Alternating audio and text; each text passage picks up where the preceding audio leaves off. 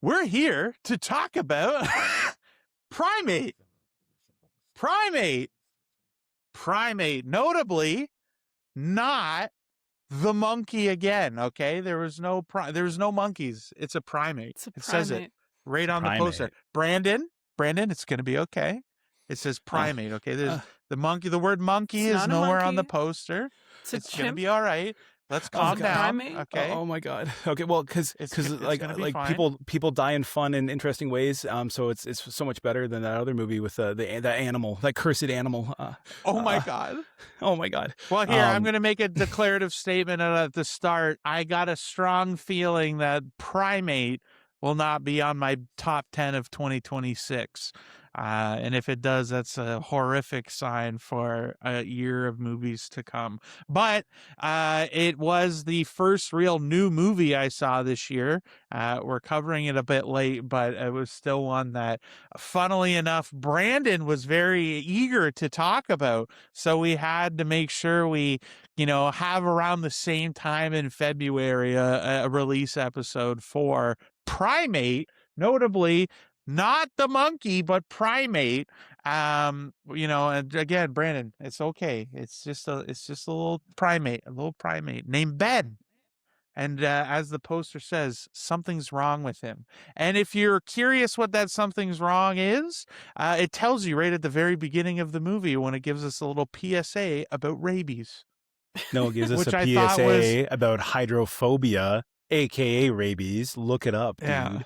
I thought that was so funny that they did like a reveal, like hydrophobia is otherwise known as rabies. I was like, I almost wanted them to bookend it with a whole bit afterwards about like stats about rabies. Like it was like one of those I just thought like for whatever reason that would have landed really funny with me of like, rabies is just in 2026, rabies is a serious issue or whatever, and just have all these like wash out stats at the end. But yes, go ahead, Brandon. Oh, I was going to say, originally, I know this is an episode coming out a bit late. I was going to try to advocate to put this expertly crafted piece of cinema next to another epic piece of cinema, 28 years later, Bone Temple. Because technically, both movies in the lore, at some point in that franchise of Bone Temple, involved monkeys with an altered version of rabies having a virus and attacking people brutally. So if you watch the opening 5 minutes of 28 Days Later, thematically, a movie that involves monkey business is pretty good. So, long story long, as you could tell, I loved it. I thought this was unironically, I thought this was peak cinema. Like this is exactly what I think you would describe as. He's trying to upset me. Well, I think like we talk about movies all the time, and like on my top 10 list, as you mentioned, I put Companion because it was just a very simple movie. It was my 10, like my bottom of the list, but it was a very simple movie with a good premise, and it just committed to what it was. Also, compared to The Monkey, it had higher, IMDb and Rotten Tomatoes and Letterboxd scores. So arguably, it is a better movie, Companion, than Monkey. But anyways, the point of this statement is I love a movie that knows what it is and doesn't waste any time. And even now, as we're clowning on it for like giving you the rabies thing at the very start, again, all killer, no filler. That's my best way to describe Primate. It is a pretty fun, fast movie. There's never that moment which you always refer to from Abigail, or like the single mother in the middle of like a life or death scenario calls her son just to be like, I love you and I'm a single mom. This whole movie is pretty quickly. Like there's never beats where it's like someone's in danger and they're like, I always loved you and I'm sorry I didn't treat you right. I wasn't there for you. They don't do it that much. And when they do, it's like, it's a sentence. It's like a sentence or two, but it's not like a very drawn out thing. A criticism some could have is they don't give a lot of character development. I didn't think that was a negative. They just really ran straight to the finish line, and it was a good race. It was fun. It was entertaining. I never felt bored, and the audience was like very reactive. I think I had one of the greatest screenings I've had in a long time. So yeah, I'd say like if not peak cinema, it is a very good movie because it just is simple and it's all killer, no filler. I highly recommend it. Logistically, can't give it like a 5. That would be as biased as saying like The Monkey was a flawless movie. So, but I did really enjoy it, and I might be biased because I had a phenomenal screening with some perks involved. But yeah.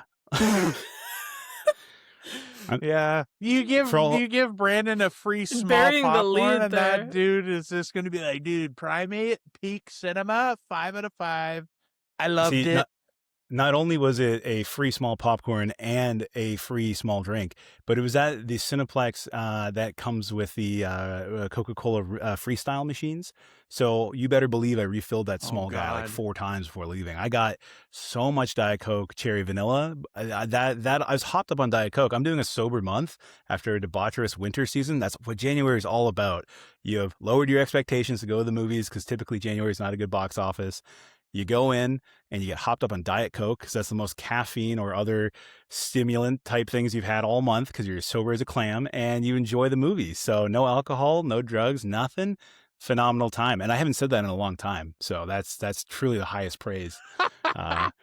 Yeah. Well, So in a shocking twist, the roles in the monkey primate situation have reversed, because this is a movie that I gave a mid score to on my gut reaction. The more I've sat with it, the kind of more annoying I found it. no. I think I comfortably now, I would say, with a little bit of time passing, I would move this more into the dislike category for me. And there's one specific thing that I couldn't shake that's bothered me since. And for me, it was we're going to start calling it the Netflix dialogue. When they Yeah. show me the cracked phone screen and they're like, oh no, my phone screen's cracked. Oh no, I dropped my phone in the water. Oh no, it was like, and I feel like part of it, like, we're in a world of show don't tell is what I'd prefer. But this movie was also egregiously dark for too much Oh of it, yeah. which I Yeah. Yeah. really hated. Oh, you meant like Because lighting really dark. yeah, not like- No, like, it was graphic. It had beats. Like, we'll get into that too. But which there were parts of this that I liked and that I thought were pretty surprising and stuff. So we'll dig into that. I think for most people, like, if you're intrigued by the premise, then like, again, the setup, it is what it is. While there was, I feel like, no distractingly bad Abigail sequence in this, where it was like the movie screeches to a halt, there was a little too much of like, Dad's never around and he's always working, and I'm like, I don't give a After fucking shit Mom about any died. of this. Yeah. Like, I just was like a little wore thin on this. And to me, it's like, I was thinking about this as it related to Bodies, where I was just like, you can make people that feel very out of touch, but also, like, allow us to buy into their drama. And I always think of that story where in Bodies, where they're arguing and they're like, your parents are upper middle class, and someone in our theater went and so you can make people buy in on crazy out of touch beats. And I think this movie would have benefited from not trying to make me like too seriously care about these characters, because it didn't work. Like, it's irrelevant. It's just to add, like, again, it feels like they all do it obligatorily. Like, a movie like has to be that for me to be invested, and that's not the case. But this was, again, it wasn't in the same way. Like I said, it was just more at the beginning and the end. But like, for this kind of movie to end in these beats, so where I'm just like, why? Like, I just would rather like it fully commit to the bit. This mostly commits to the bit, and I think it is better for that, but did feel long for what it was, which is, like, again, a pacing problem. Just a little too many breaks and like longer drawn out beats in between sequences, and artificially too, like the way they set it up, where just like sometimes the monkey's there, sometimes, or the primate is there, sometimes it's not. Like, I don't know, it just kind of felt very weird. But the biggest sin for me for this movie was just, like, again, like it's made for Gen Zs that have grown up with streaming, and it is written as such. And I feel like particularly when you watch that in a movie where people are at the very least going to be more focused than they are at home, it's really not something you need. So it just did feel a little taxing to see characters that are not really great or anything like that constantly be like telling me what I just watched, and they're like, yeah. So I'm a little more negative on this one. Yeah, I think I'm with you in the sense that like as you were talking, I was like kind of agreeing that um I almost wish it had just committed even more to the bit rather than like there's a bit of tonal whiplash where like we would go from like these Yeah. unlikable teens and like their sort of like relationship drama and like how their family stuff, but and then there were moments where it kind of like uh got past that and it just leaned right in, and there were definitely things about this that I loved and thought was like well done, but overall I think the tonal imbalance didn't fully work, and yeah, some of the writing and acting were a bit questionable.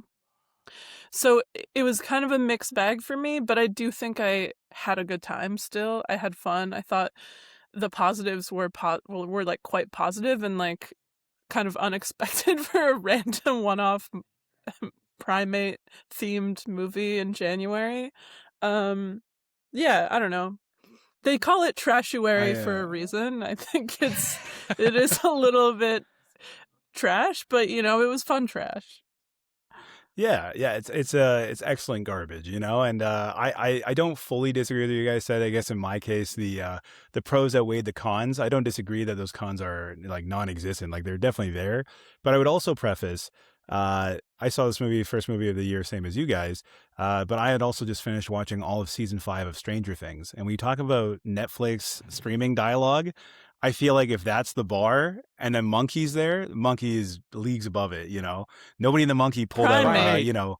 Primate. But I agree, the monkey is leagues above it. Fuck.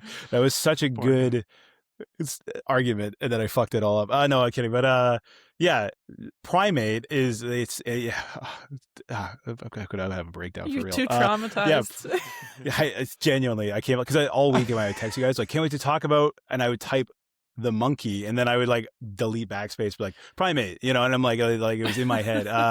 But no, the thing with Primate, not the Primate, but the thing with Primate is like, yeah, comparatively, it's so leagues above Netflix. Like nobody in Primate is pulling out like a pencil and sticking it through paper to explain what's going on, or trying to pick records off a shelf and be like, this is this character, this is what's happening with this character. Together, they're Purple Rain, you know, like so. Yeah, I think you're not wrong, but I just think if you subjected yourself to worse things, this movie would stand on the shoulders of giants like Stranger Things season 5. So. Yeah, I don't disagree, but I definitely think there's a lot of pros. And we say the acting, I wasn't super bothered by it, but we do bring up sometimes the podcast iPhone face. And I know this is like a Gen Z thing. It's not like there's a girl with Botox and filler in a 1950s period movie, but like this, like I'm assuming like freshman college, let's just say like end of college actress, like the real one, Lucy, the main character, I think she is 23 in real life, but her best friend is like 27. And she's the one that I feel like definitely has noticeable work. Like she's got like kind of the poutier lips and like the less emotive face. And I'm like, she's definitely older than like the lead and they're best friends kind of thing. I was like, that was a bit off-putting to me personally. And there's so many scenes where she's like, Lucy, you're my best friend. And I was just like, what do I like? So I was seeing the cracks in it, you know, like don't get me wrong. I don't think it was flawless, but that did bother me. But yeah, I don't know. I think yeah, I will say, I think like the performances weren't as bad as they could have been. Like some of them were even like the main girl I thought was pretty good, and yeah. But yeah, it just I don't know if it was a writing thing or just the way certain lines were delivered. It just kind of definitely felt I also yeah. I also know that you guys aren't totally wrong because I got really lucky, even though this was like a big like promotional event screening I got to go to. Somehow, some coworkers of mine ended up at this screening, like guys in a different department who also work on set were there. And I was like, Same, "Yo, what are you actually. doing here?" Oh yeah, there you go. So I was like, "Oh, that's crazy." So for the first time in the longest time, I could go to work the next day and talk about a movie with my coworkers. And I was describing what you were talking about with the Netflix dialogue, where it's like, "Yeah, just when I thought they're going to do another set piece where they have to get a phone, because I was like." Constantly like, we just got to get a phone. Where's your phone? Is your phone? I was like, they finally changed it up. Like it didn't get too stale for me. And the guy from work was like, oh really? I thought they kept talking about getting their phone and it was always about getting a phone for the first like 30 minutes of like all the action. And I was like, you know what? Yeah, maybe. I think I was just having some rose colored glasses, but again, I was hopped up on Diet Coke, which for me in a sober month is just such a addictive thing. But yeah, To be fair, I do like the simplicity of the setup of like they're stuck in one spot. There's no way there's only one way out, and it's the obstacle is the primate. And like I will say the movie did suffer a bit because I think because of the simplicity of like people just making stupid decisions, which is a classic horror movie thing, but it was almost to the point where it like took me out of it a little bit. But I don't know. The simplicity of the setup worked well in the sense of like they have one goal and we understand what's happening. It's very straight and to the point. But then yeah, you have that it gets repetitive of like they're constantly ending up back at the pool and like yeah. I The think it's movie is worth definitely classic. clarifying though that like I think both I think regardless, I think I can say this for everybody confidently. If we watched this at home, this would have, or even I would say like late. Like if you didn't see this with an early crowd, this movie does not hit in the same way. Like we had some people in ours, like I wouldn't say overreacting, but damn close to like really selling the effect of like all of the beats and moments. One buddy and who kept laughing, just it kind of got like, me, but yeah. Really enhanced the experience. And I really think, and that's what I think made it sort of nestle more into the dislike versus the mid that I gave it at the start, because like Adriana, I would say I had a good time, but I really don't think that was as much to the movie's credit. It was the audience that we were with, because I think like, I mean, at this point, we can definitely dig into the spoilers for whatever that could actually really feasibly be. But I will say, like, I almost kind of wish, even on the setup, they simplified it a bit, because I found myself kind of mildly annoyed. And it was not a lot, but it was just subtle of like, well, it can't be rabies. There's no rabies. I'm like, you fucking told us it was rabies. Why are we doing this beat where it couldn't be that? Like, it's a mystery. It's not like a mystery that like it's a significant portion or whatever, but it just became this kind of annoying component, because they also like the fact that they were like, there's no rabies in Hawaii. I'm like, did someone say that earlier? Because I didn't know that, and I didn't like. I felt like that could have been part of. Yeah, like, I was like that could have been in your setup piece, maybe, but like it just felt annoying to me that I'm like, well, you told us this and the opening bit of the movie, and so like it kind of just like, again, it was one of those beats that I was like, okay. Like, I think just contributed to the pacing problem a little bit. But I will say, and this is also a thing, like this interview just happened with Ben Affleck and Matt Damon on Joe Rogan. And a lot of clips have come out about them talking about movies and how you're supposed to make movies now with Netflix and streamers and all this kind of thing. And they talk about how, like, and not that this is the only time they've ever done it, but like how even in Damon brought it up in the context of action movies where you have kind of one per act and they get escalatingly more big, but now there's a preference for front loading moments and beats in the movie. And I think like it was the same thing that made me think of it was Hard Eyes, where the movie was never better than it was in the opening kind of like 5 minutes or whatever. And then this movie once again has a kind of peak moment where it is a great beat. Like, it was creepy, it was graphic and over the top. Like I really liked it, but it was really one of those things that you can see. It's like, okay, grab everybody and shake them and make sure they're like super on board with the premise, which again, in this movie, I don't mind at all. But again, that was the first indicator that there was then these sequences of beats where it's like, oh no, my phone fell in the water, after you showed me the phone fall in the water. And then they pull it up and they show us it cracked, and it goes, oh no, my phone's cracked, I can't call anymore. And it was just like I was really taxed by those beats. And again, like when it came to the actual the monkey, the chimp itself, was, again, I hated, like, clearly this was like someone in a costume or whatever, and like, Oh, I or like an disagree. I animatronic. thought that was one of the strongest I'm gonna parts. push Yeah. back. Yeah, I loved that the monkey. No. The chimp was a guy in a suit.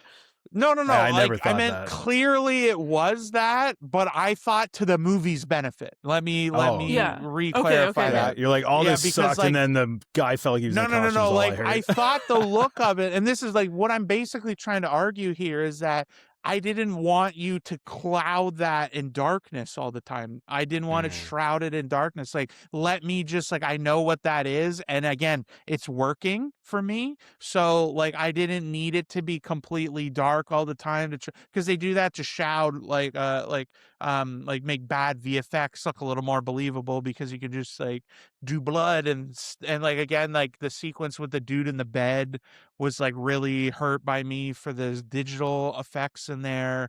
And again, the darkness that was shrouded in. And so, like, I wanted it to be like again, like, have that beat be there, have it be that monkey, because it really worked. But again, it was so dark that I just kind of like found myself annoyed by that more than anything.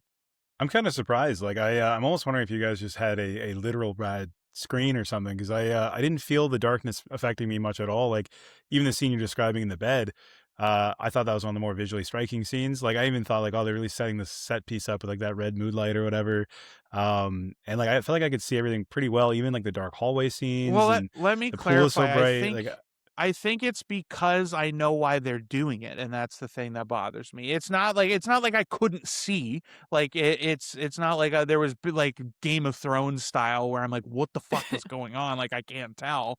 But it's more that like I know that that's a trick to try and mask things, and so like whether they felt insecure about the look of the primate of Ben, or what, like it just felt like they were doing it because it was more serviceable. And then again, particularly at the moment, like that, the bed sequence had that red lighting, which was good, and like it was atmospheric and it added to it. But then it really detracted from me again when they're using it because it was super digital, the effect at one point. And so that to me is, again, it's like, it's just emblematic of like, well, the darkness is not like, you're not atmospheric and you're not trying to set a tone. And again, like, frankly, I think for what this movie is, a brighter, more vibrant movie would have been more fun for me, I think, in that regard. But I think it was more that I could see that it was a utility thing, as opposed to sort of like an intentional atmospheric decision. I kind of see what you're saying, but it sort of worked for me. Like it didn't bother me to the same level that it did you. I definitely picked up on they're turning on the red mood lighting in the bedroom to hide the digital effects that are more present in that scene. Like I was aware of it, but again, I thought it was like respectable because it kind of worked. Like the effects to me were not nearly as egregious as I've seen in like, say, like Toxic Avenger or something. Like I think it would have been way worse if it was that level and so overt. So I think it was just a clever way to get around budgetary or technical limitations. To me, I kind of respect that. And it didn't feel overly dark or like muddy or like I didn't know what was going on or couldn't follow. So to me, it was fine. Yeah, I think it looked a lot better than Wicked 2, like as far as, you know, seeing something on a screen for hours on end, and it didn't overstay its welcome or runtime like that. So yeah, I'm definitely like, I respectfully understand what you're saying, but it does come off a bit Redditory, like I know this is just a high to bad lighting because it's a low budget movie. I know better than the movie. I see your point, but I also personally like Adrian, it didn't really affect me the same way. But it's a valid point. Like, I was gonna like when you're saying it would have been better to be more fun and upbeat. I kind of agree. Like, and again, I definitely don't disagree about the pool. For a while there, I was wondering, like, I hope they get out of the pool. Like, there was one good or two good set pieces, but being the weakness of the slasher, basically, I feel like we're almost 30 minutes in. We haven't even discussed what happens in the movie much at all. But like the basic simple premise is, if you saw the movie MVP, Most Valuable Primate, or any of those movies where Disney Channel would have like a chimp skateboarding, those movies walked so this movie could run into a slasher genre version of that take. They don't waste a ton of time explaining why they have the monkey. They just have it, and like they're like, oh, He's it's just a part of the family. family. Yeah, he does sign language. My dad's deaf. Like, there's stuff there. They just glaze over it. They get into it. The mom was like, she worked Yeah. with primates or some chimps, and it was a So- linguist or something. So Yeah, so they have a monkey that everyone just accepts that. Like, they have one scene where they freak out, like the girl that nobody invited kind of thing, and like that was whatever, and like pretty quick scene. And then even later on when like so long story, but yeah, so they have a monkey. Girls come home from college. It's a bunch of college age women and their one younger sister who is not getting along with them, and they meet a bunch of boys. They invite them over. So eventually it's just all these college age hot teens getting picked off one by one by a like rabies ridden monkey. It's a very standard slasher with the lens of, again, like that Disney Channel like MVP, or that premise. It's like Air Bud was a slasher, which would be like Cujo. In this case, it's like a monkey or a chimp doing that. So for like expressing that, and even the people from work who came, they're like, oh, I got tickets last minute. I had no idea what the movie's about. Never saw a trailer. I saw the poster and I walked in, and then like you said, with the opening, the opening 5 minutes was great, but that sets the tone so well. Like, your expectations are there from that 5 minutes, where it's like a guy in a creepy, dark, zoo enclosure on the property by himself late at night, and his face gets absolutely ripped off. And then from that moment on, it's like, oh, this is going to be crazy. Like, it's, you know what I mean? Like, I think it set the tone really well for what it was. So again, like, I don't disagree, but pros outweigh the cons as far as like just giving us all these like crazy murders. And even when the guy falls out of the pool and drops like 1,000 stories and he hits his head, like, there's definitely a shot in there where it definitely feels like a guy's going like this on a green screen for like 2 seconds.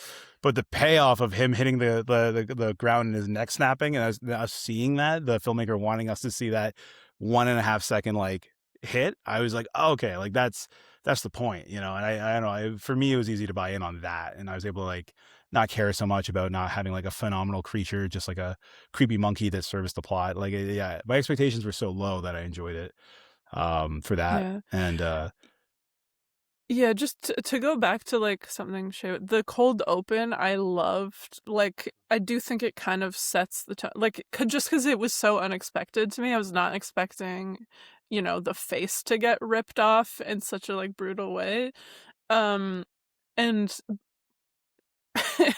I think I was like laughing, but it just like the movie never quite hit that height for me. Like, the other kills were pretty brutal, whatever, gory, but it just never quite reached the promise that cold open set for me, I guess. And maybe that's just an expectation thing, but I really was like kind of wishing it would just go even more over the top and even more like camp almost.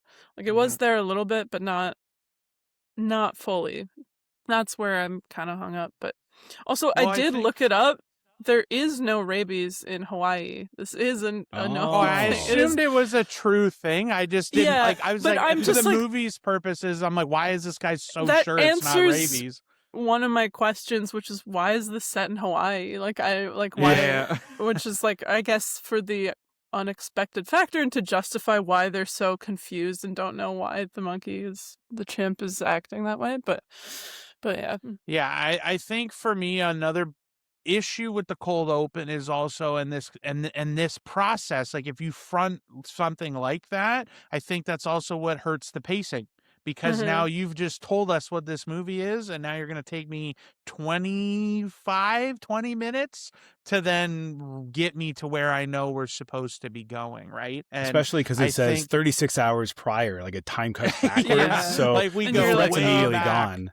Yeah, the threat's and that's gone. the first that's the first kill, which like I think you can piece together as the movie progresses, that's what that was. So it was one of those beats where like I think that's one of the trade-offs like that I think hurts the pacing, is that's why, because it is like a damn close to 90-minute movie, and like so when you go like that and then drop me and then drag again with characters I don't care about, and you're trying to set up the house and the people and whatnot, Yeah, I definitely thought that's felt where longer. it's a trade-off, right? But 90 I'm like, to me, it's like I didn't need that hook. Like if you remove the cold open, you have kind of the standard movie, I'd be fine with that. But I totally, again, this is what I mean about like sort of the Netflixification of the whole thing, of like, if kids would have shut this off, right? If you watch this at home, people would have shut it off because, okay, I'm bored. I don't care about these people. I'm on my phone and whatever. So without that hook, like that's why it's in there. And I think like, yeah, it's not like it like derails the whole thing. Cause again, to me, it was the best kind of moment of the movie and where I was most kind of intrigued by what was going on. But yeah, then it really kind of fell off the beat. And I think like, I guess to defend myself a little bit from Brandon's Redditor comment, I could tell I was bothering you for 10 minutes straight. Well, I could think this like, look to of me, like this the whole time. Well, to me, it's one of those things where like this movie, like I don't know if it's the movies, if it's studios, or like what the things are that are the problem, but like it bothers me because I know what the contrast could have been. Like it bothers me because I think that vibrant, colorful dude in a monkey suit running around killing people would have been way more fun. And I think that like it was all honestly, like you could still have this intensity, but like I felt this in the movie too, where it's funny. Like it's again, it's a dude in a monkey suit killing people, but it's supposed to be a real primate. But then they try to get these moments of suspense and dread and scare you, and like they straight up rip a shot of friggin' The Shining, which I couldn't tell if this was just in my head because I had just recently watched it, but when he like sticks his head through the cutout, no, I think that was deliberate. Okay, yeah. Like, well, Yeah. like for sure, but I just was like, oh my God, like I was kind of like, but again, was on board with that. And so then when it just feels more like everything else, that's where I'm knocking the movie. And I feel like that to me is like, again, if this happens during the day, if it's more colorful and you're more leaning into that bit, like I think of the same, what the hell was it? Nope. Where they had that monkey sequence in like the daytime TV show and the vibrancy and the color of that, like that in terms of energy, like that was creepy and scary and horrifying, but it was well lit and you could see again characters' point of view in that movie, but like it worked. And I think like that to me is where the contrast comes, is like I know that these are tools to try and mask the budget, and it's like, if this movie, for example, that same kill with the jaw rip and everything else that they CG'd a lot of, like in this movie with the monkey looking the way it does, with Ben looking the way he does, I would have loved like 5 out of 5 experience if these were practical effects work displayed here. Like I would have adored that, and it would have been really fitting for the movie, I think, with the like how the creature in this case looks.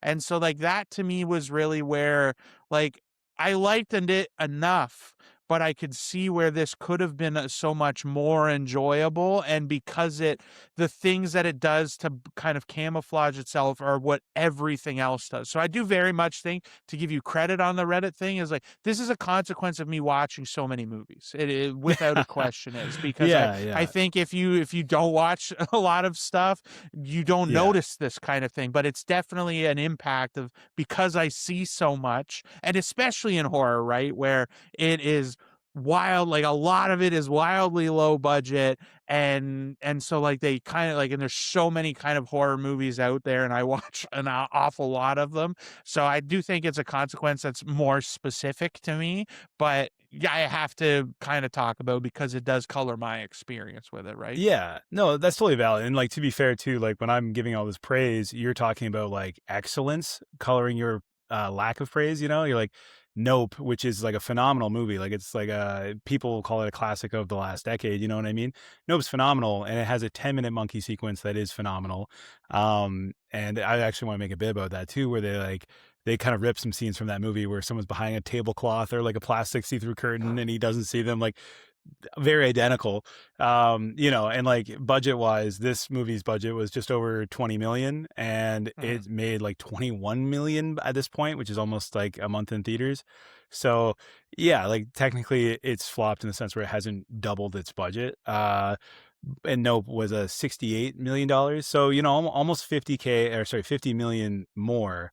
And it's a much bigger scale and bigger movie altogether. But I see your point. To get back to what I was saying though, as far as seeing too many movies coloring your opinion worse because like you've seen so much, you expect a little more. I feel like I've seen more slop. Again, back to the Stranger Things of it all. When I was praising it for like, yeah, the opening sets the tone really well. I've seen so many mid-2000s horror movies like, like A Wrong Turn or Hills Have Eyes remake and stuff like that, where it's like that opening kill would be a guy leaning into the cage and being like, Ben, what's going on there? But whoa, and he gets dragged into a cave, and then it's like Primate, you know what I mean? And so the fact that they went balls to the wall and they ripped the guy's face off and showed us, and then again, to agree with your point, after that, like in my case, it is so much better than a lot of other horror movies that I've seen because I've seen just a lot of bad stuff too. Like I think Kevin would really like this, our friend Kevin. He didn't. That was one of my beefs to talk about. No, I don't he was understand very excited. his like taste. Dude, like what? The man He's is very an enigma. unpredictable.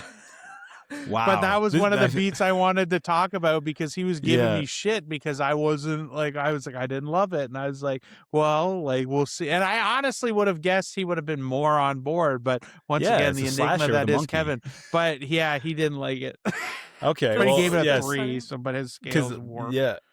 Okay, well that blows my mind, but yeah, I just but to your credit, which is something I didn't even think about, like it was washing over me a little bit because they do try to build suspense where it's like the monkey, because he ripped a guy's face off, and then they show him hanging out with the kids. You're like, oh no, I'm uneasy, and I thought that was like a good vibe and like a good part of it. But you're totally right. There is like that 20-minute dip where it does that hardcore opening, and then we do like college girls going back home for break, and they're at the airport. Haha, Gen Z. They get there, it's like dads talking about their dead mom and the dog. Like, I get your point. This is where the streaming viewers would leave. Because I was thinking about it. The next actual like hardcore kill, like after they wet our palate with that, is when the guy gets basically thrown off the cliff edge. And that was, again, another top one. And people popped. And again, I'm not sure if it's good pacing or bad pacing when we got lulled into that. And then when that happened, everyone forgot that they ripped it. Like, they were like, oh, yeah, I forgot they're trying to shock us as much as they can with almost every other gory kill. So, I think good the or way bad, they I don't did know. that, it would work no matter what, because like you said, that last shot of where they show like the actual head snap. But I got to say, that's one of the points of the movie that I wanted to give it credit for, was that I did not expect the love interest boyfriend to be the first one to go. After, like, as the group of friends and whatever, like I would have, like, honestly, maybe him not like him make it to the end. So the fact that because they were setting up this like little love triangle rivalry, love triangle thing with the main girl. And so when She's he had a just crush got on him. yanked, I was like, oh, like he'll be holding on, and then it cuts to him again, like you said, in that very dark, clearly like, like he's falling like this, and then he lands pencil style, and he doesn't implode, which he should. His neck snaps, and his jaw breaks, and he's still pencil formed when they cut back to what's going on elsewhere. And I'm like, so like damn, that so got like they're a aware, huge like from our crowd, like our Yeah. crowd really like popped for that. But I think that would have worked. But yeah, like there were beats like that I thought were kind of surprising, and then like for her and the best friend, like the best friend to get got. You know, there was like a bit there that I thought was kind of interesting, and like even like the scalp rip and like stuff. Oh Yeah. Like there yeah. was a lot of like kind of tense and moments that way, and like so there was a few surprises in there that I thought like that I thought were clever and kind of shook me. I'm like, okay, it's not totally just, you know, okay, and then we're gonna end up and it'll be her and the Yeah. boyfriend guy at the end and whatever. So it did Yeah. subvert a lot of that. And I just want to go back to, because like Shay, you were talking about how it was kind of a letdown because you had the better version of this movie in mind. For me, I almost had like the opposite, and like I thought the things it did well, it did quite well, and the amount of practical effects that they did use, Yeah. I thought were done really well, and like the fact that it was just a guy in a suit, I loved so much, because in my mind, I'm like, there's a version of this movie where the CGI monkey, the chimp, is all CGI and it's fucking garbage. So that was Yeah. my kind of point of comparison, where I was like, oh, this is like a lot better than it could have been.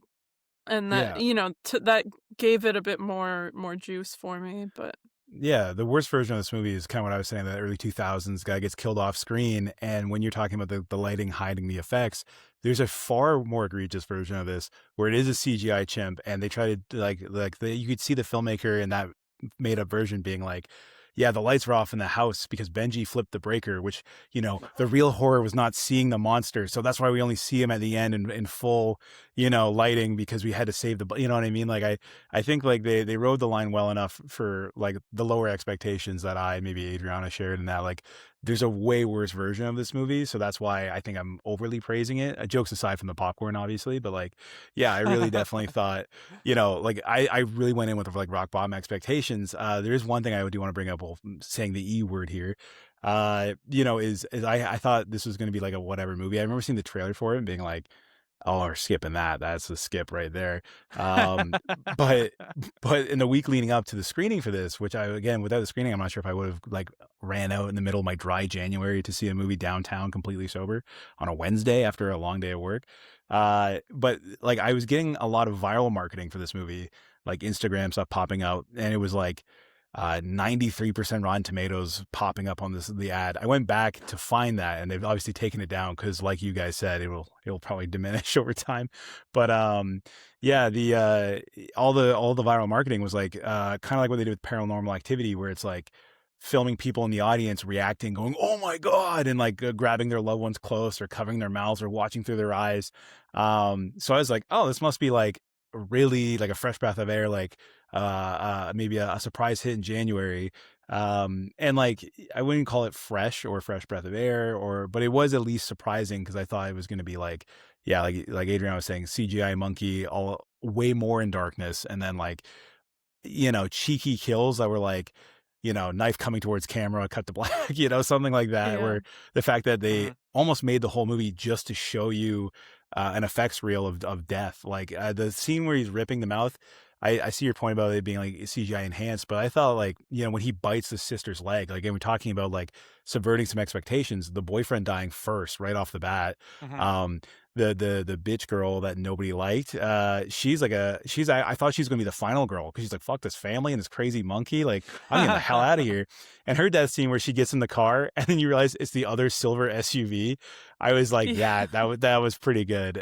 You know, it's like character wise, like they subverted some expectations and they never really got lost in the weeds with like the melodrama of like, I'm sorry I wasn't there for you when I moved off to college. Like they set that beat up at the start, which she's like, you went to college and we don't talk anymore. They never, while she's bleeding out, are like, I'm sorry I didn't write you more. You know what I mean? It was like they just like, we just got. I mean, they kind of do when the dad shows up and they're having their hug moment, and then it comes back and all that. Yeah. But I wanted to say there were beats that where like I thought they did well and then they didn't do as well, and I thought one of the ones they didn't do as well was actually when the two guys show up. So they obviously do like, again, like mixed on the kill in the bedroom with the one guy, but then to have that other guy just be basically bashed in off screen, I was like, what the, like I was that was again like it was these kind of moments where I was like, you bring these in, and so like again, cannon fodder in the movie sense, where it's like you've just shown us this crazy moment now with this dude. Oh my God, what are they gonna do with the next dude? Like, oh, he's just gonna get his They head used all their caved budget in. on the Yeah. first one, He's gonna get his head caved in. We're gonna shoot his legs so you can't see. Like, like it would be more implied. So there was beats there where, like, I felt like, like that was again where there was just like a little bit more of like, I could have, like I said, like I wanted like the 11. If this was a 10, I wanted it that little extra nudge of like, again, just like, I wouldn't even have cared if all you did was bash it in and like, let me see a watermelon prop and just cave that watermelon in. Like, I would have been down for that. But like, yeah, I really, and honestly, in this movie, it stands out more when you show kills the way that this movie did. It becomes more noticeable when you hide them or kind of mask them. And even the best friend one, when she dies on the stairs, there was a hint of that. They show more of that, but like, it's super graphic on the the kill. But then when they come back to her later, which by the way, her friend like completely runs up the stairs, and it was like she wasn't even there. Like, she flawlessly gets back up the stairs. But when the one that no one liked, but then when her actual, like, our main character comes back down and her head like doesn't even look like it was that caved in, I laughed really hard at that part, because I'm like, they made a whole point of like, oh, like this is unrecognizable, and then she's just like like a little fake dead body. That made me cackle real good. All the women were pretty scantily dressed, as you would expect, but they definitely were wearing a heavy layer of plot armor at certain moments for sure. Like, when she's getting like ape punched into the ground double fistedly, meanwhile, again, like you said, scene prior, same area, same part of the ground, her friend's getting her head crushed in with the same ape. So you're like, he really held back. Like, he's really holding his punches, and it's not like they set it up where it's like he's remembering his humanity right now, so he's only beating me within an inch of my life instead of murdering me with one shot. So yeah, I would say I did notice that that baggy sweater of plot armor over the bikini for sure. My favorite analogy. Am I the only one? Am I the only one who felt kind of bad for the chimp? I like. Oh yeah. Early no, on, not at all. especially, I was like, "Oh man, he was such a nice little chimp. He was part of the family, and now he's like killing people, and he's probably not gonna make it." I don't know. I felt almost worse for the chimp than the fucking the teens. No, for sure. Well, and they set up, the thing that kind of pissed me off was they set up the cure window. They were like, as long as it gets cured within 3 days, they had to you're set up the totally sister fine. who got bit. That was and the more dad for who got bit. for the sister, like whoever's bit. Like, Well, that yeah, kind but of thing. still, but like it was the same concept. It's like we had time. And so I was like, oh, like I was kind of waiting for that bit, because again, like I felt bad for the monkey, but I was like, oh man, like, yeah, it was in the same beat where, yeah. It was also trying to give them some like plausible bad animal abuse deniability there. Like, if you have a chimp caged up in your private property and it goes on a killing spree, arguably, yes, there's no rabies in Hawaii, which everybody knows. So, why would it be that? But then even when it's found out to be that, he's like, well, I'll send my doctor friend and he'll make sure it's fine. Like, they try to at least give him that thing of like, well, he could have been saved, but it was just by the skin of their teeth and that guy's face that they didn't save him, So, but yeah, I do kind of agree with that for sure. Well, frankly, I'm more intrigued by the concept of Primate 2, except it's not a horror. No, hold on. You're not going to like my pitch. He skateboards? It is not at all a horror movie. They have to retcon the end because they do give him the cure. And now what the movie that I find most interesting is now, how do you just live with the monkey that brutally killed your friends and you try to advocate for him? Like, that's the movie that I want. Straight drama. There's no horror whatsoever. I just want to know how would they live with them? Like, you killed the love of my life. And then she hates the monk. Like, she hates him and they live in the house together. That's the sequel that I want to see. that I want to run you through it. The same dude in the monkey suit, by the way. No CG either. Like, I want him. I don't like being sad monkey and shit. it shows them in like body casts and slings and stuff at a breakfast table, and the dad's sweeping the broken glass, and the teenage daughter's like, Ben, could you pass the orange juice? And then he passes it and like earnestly accidentally drops on the floor, and she's like, "You damn dirty ape!" And he like runs off, and then the dad's like, "Lucy, stop being so mean to the him. He didn't know he had rabies." And then it's a story about forgiveness and redemption. And maybe he runs away, and it's a family road trip across rural Hawaii. I like this movie, dude. Let's make it. Yeah, I'm in. Conceptually, it's there. It's there. I did like that scene at the very end too, where they find the iPad, which was like, I think like a perfect like cliche horror thing to have. Like I enjoyed the use of it in it.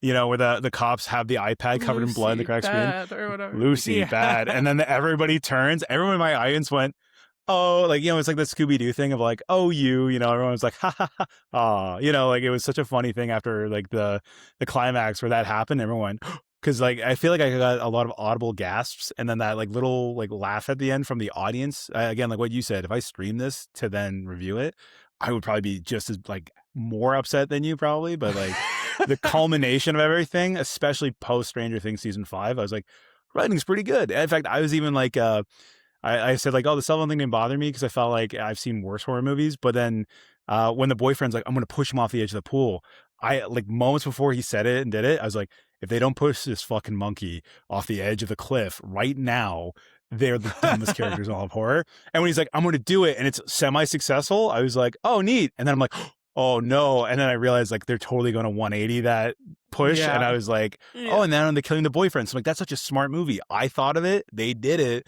They subverted like what was going to happen, and then more importantly, they killed a character that you thought was going to be like a final boy, you know. So I was like, nice, you know what, movie, you're not as dumb as I thought. So that was when I bought in of like, okay, I'm going to give it some more grace. So just to clarify, if you think of something and then the movie does it, you think that's emblematic of a wildly intelligent movie that's super smart for doing what it did? No, because I often will think, man, if I thought that was dog shit, you know what I mean? Like, I just thought, like, if they were going to sit in the pool for a half hour more of screen time, we're like, what do we do? And they had the opportunity to push the monkey off the edge. Yeah. I would have been so mad. So I'm glad they at least tried it and they set up a good kill that way. Like, also, the last thing I would say, because I love the movie so much, the most unrealistic part of the movie for me was like the monkeys thing with rabies felt pretty real. Like the suit felt pretty decent to me. Like I bought in everything. The one thing that I was so kind of like jealous and mad about was how amazing that house was for a single dad failing author archetype.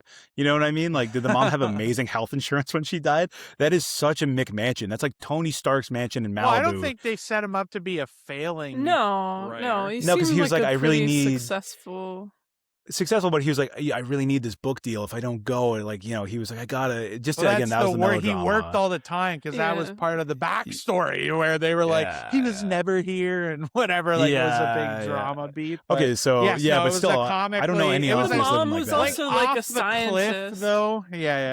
True. Yeah, it's like they probably bought that house. Women in STEM get paid a lot of money. Okay, yeah, we women know that in about STEM women in STEM. Are making bank.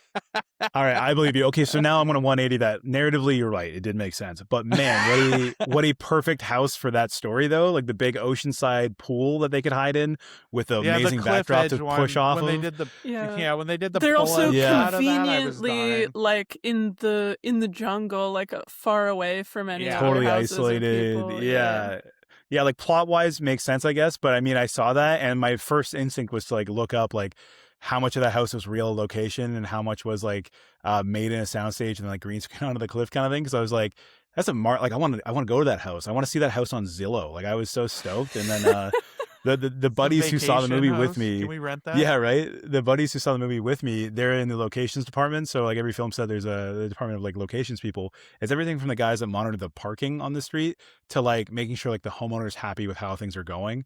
So like, for example, I work in set deck, so I hang posters and picture frames and move furniture around.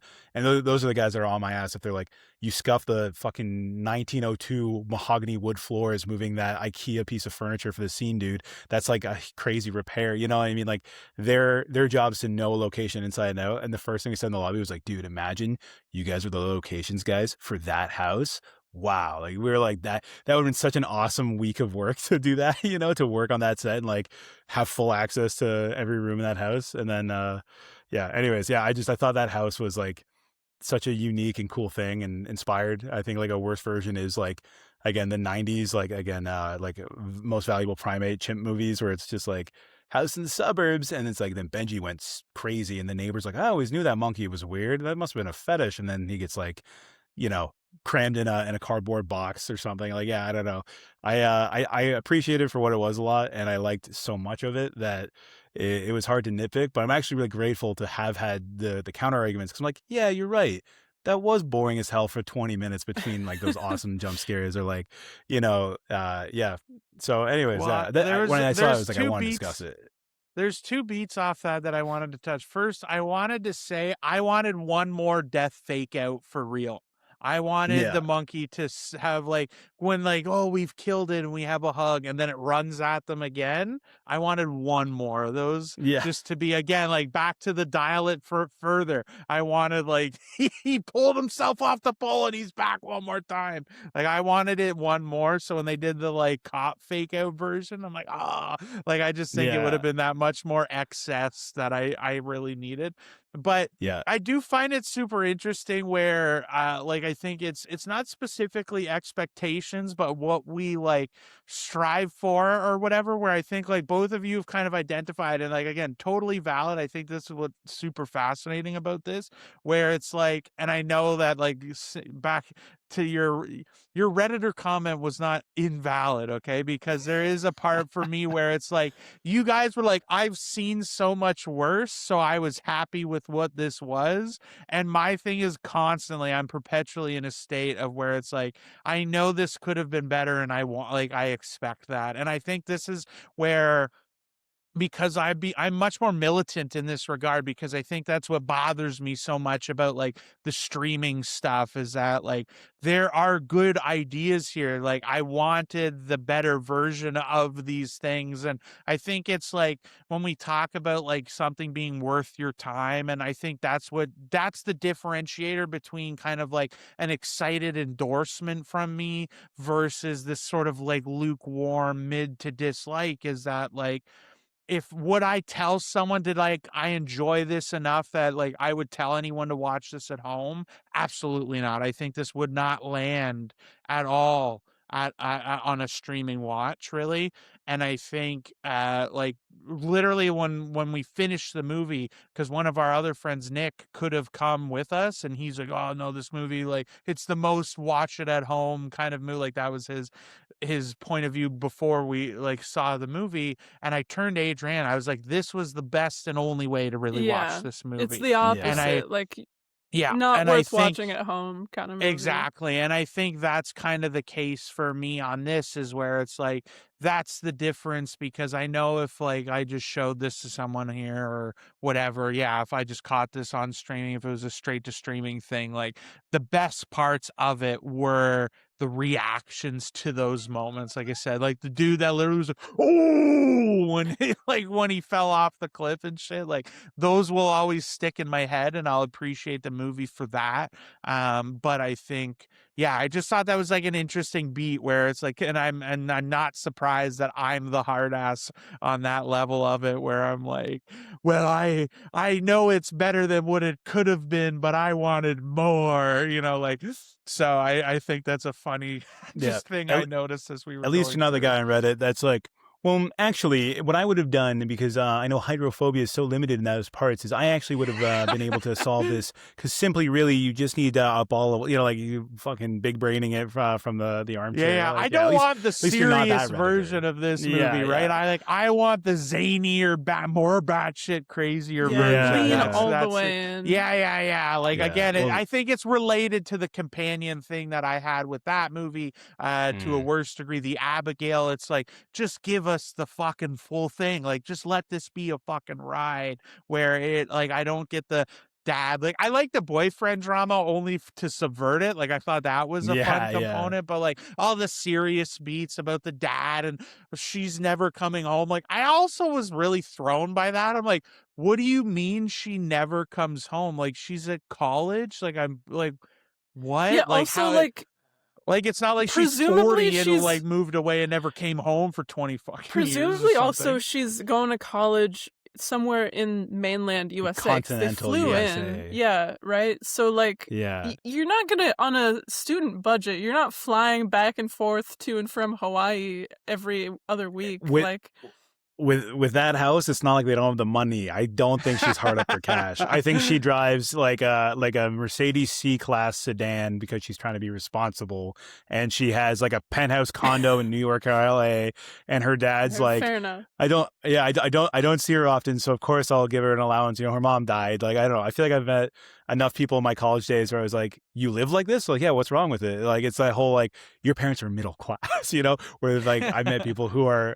they think they're middle class and they meet me who is definitely not even that. And I'm like, oh, wow, this is nice around here. Yeah. So like but yeah, I think you similarly, have a warped sense of that just because you live in Toronto. Yes, yeah. Where the average slum is $2,800 a month. So Yeah, yeah. Or you're in Montreal, you're like, my place is nothing crazy. It's just half what you pay for like a piece of crap rental. So. But yeah. Anyways, yeah. No, I definitely got a kick out of it, and it's funny because I think I passionately wanted to discuss this one, not because I was like, I started hot and heavy saying it was peak cinema, because I thought the discussion around it's way more funny, and like I feel like if we were able to get this review out sooner, record like right after the movie, or like if I saw this movie with you guys, the lobby conversation would have been just enough to satiate me, ripping on it and like going over certain beats and stuff. Like I think these are the movies that you want to experience with a crowd, and that's exactly what you guys said. I think yeah, the best way to see this movie particularly is in a theater, and when it leaves theaters, it will lose relevance without having that like goes to 11 kind of like cringe so bad it's good. It definitely doesn't stick in like the zeitgeist. It doesn't become like a midnight screening movie without going a little harder in the direction you were saying. Like it's a good contemporary movie for what it is, but yeah, it misses the chance to be kind of iconic by not doing a little more. And it's tough because I was originally praising it because it's like I would have never taken this movie on. Like if I was like the head of marketing or head of like the director, for example, like I would be like, this could be a real sinker. And then the studio's like, yeah, it's coming out in January. You feel good about that? They're like, ooh.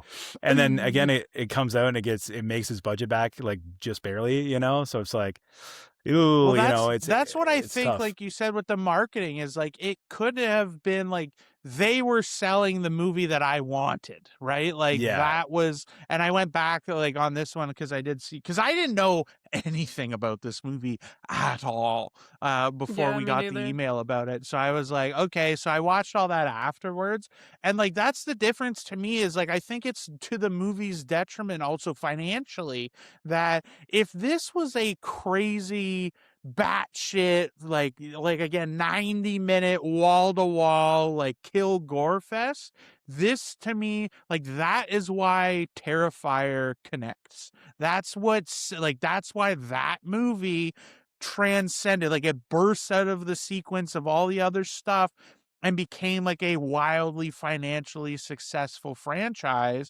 purely on the word of mouth. And the fact that this didn't have long box office legs or anything like that, the word of mouth was like, it was like, it's okay. Like, again, it's made its money back and whatever, or at least its budget, like again, on advertising, who knows, but like the fact that this didn't connect more, it's like I see it could have. The potential for it was there. And I think it's because movies are too reserved, or whether, again, like they were too scared. Like, I don't know what the mentality was. To me, it's that you're scared of the effect. Like you're not convinced the costume will work, which I think is counterproductive if you're going to use it. So if you're going to use it, fucking lean into it and really use it, because I think like I can see the viral marketing of people being like, dude, it's a dude in a monkey suit killing people in crazy over the top ways. Like there's like three really good kills in this. Two, I can only think of two off the top of my head right now. Face rip, falling off the building, the bed one, which I know like we're a little torn on. Okay, three. Let's go three for sure. I'll count the third one. But like, you know what I mean? Spread out over 90 minutes. The car was a good one. The car was pretty good. Like it wasn't a gory one, but like the moment was good. Like the build for it was funny, but like the kill itself was super shitty. I see your point. That's what I mean. Like so, like it's like make your movie like just undeniable in that way. Like and like I said, there is like I see the universe where I was like dude. Like where I'm like, we're going to get home now. We're getting on a call. We're hopping on and recording this episode. And I think like, yeah, just stop. Whatever the thing is that's holding these studios and these movies back, drop that shit. Just fucking be what these things are. Because if you half-ass it even a little bit, it just detracts from it. So just lean all the way in, dude. Lean all the way in. I think narratively it would have been really funny if they did actually have a monkey and it looked as good as this one did. And then through the dark lighting, they're like, oh my God, he must have got rabies. And we've seen some good kills, but you know, we haven't seen the monkey fully. But then they reveal somewhere around the midpoint, the doctor who went into that cage or whatever is actually like some sort of like freak, and he wants to be a monkey. So he skinned the monkey and is wearing a monkey costume, killing these teens. And you're selling the other sequel. Yeah. Well, also, secondly, this movie's probably not getting a sequel. Ben. Yeah, right. But I was thinking it goes the Piranha route, and they call it Primate 2, the Zoo, because it rhymes. And because there's zoos in Hawaii and they don't have rabies, what's to say, you know, there's a rabies outbreak at the Primate Conservatorium in the zoo, and the body count gets upped. It is like all the medical staff trying to rush in there, and they're just getting, you know, 1v1. The and now it's a climax people of that movie has to be another monkey though fighting the freaked out rabies one. That's like obviously where that would happen. No, monkey v monkey violence. Yeah. The dad shows up and everyone's like, who's this guy? And he's like, I've done this before, and he hand signs it. And then Brandon's and then he goes sign to language impressions are fucking sending me right now. I can't take it. And then he goes to the top. No. Then he goes to the top of the water park or whatever at the zoo. I don't know. Water parks are always in like bad piranha movies, and Nobody too. Christopher Lloyd's got to be there. Christopher Lloyd's like the scientist that brings him in to solve this. He goes to the top of the water slide to command the army of apes that are like running crazy, and he goes up there, and Christopher Lloyd hands him a microphone like a bullhorn, and because he's deaf, he looks at it and he goes.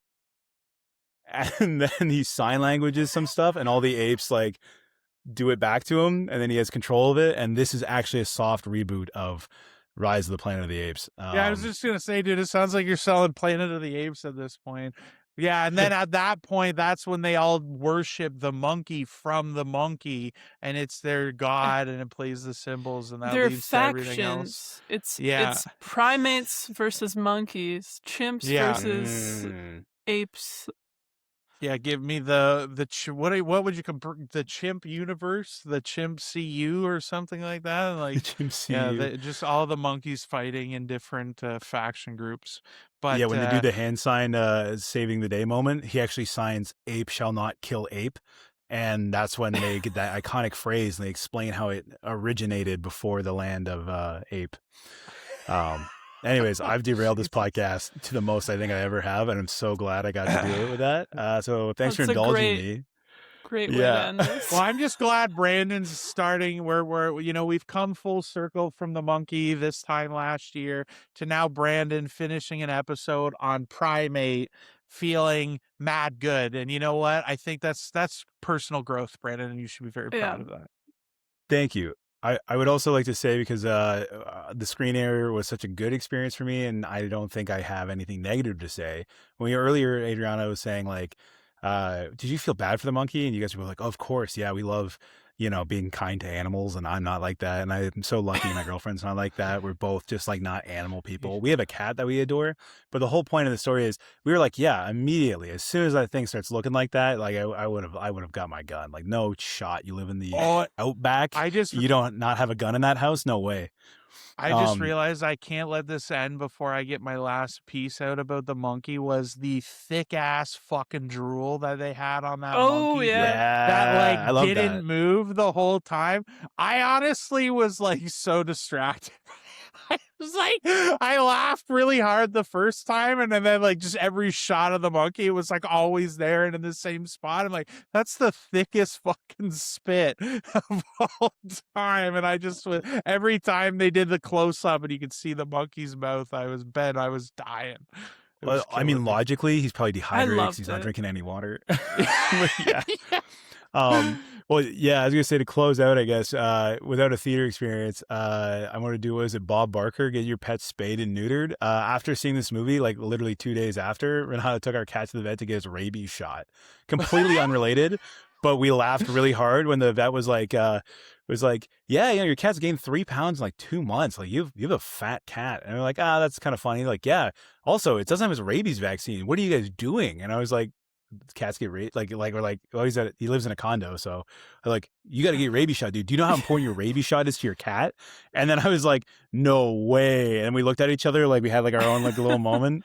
Please, sir, do it. Yeah, my cat Rupert got a rabies shot because Primate really sent the message that make sure your pets get their shots.